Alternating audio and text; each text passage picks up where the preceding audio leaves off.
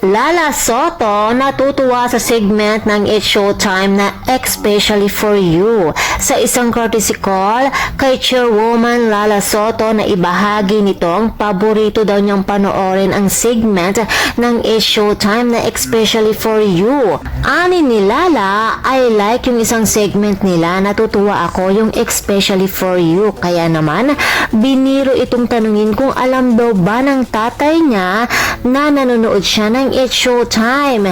Natawa lamang ang naging sagot ni Miss Lala, subalit ayon naman sa kanya ay bilang head ng MTRCB, kailangan naman daw talaga nilang panoorin ang mga palabas sa telebisyon.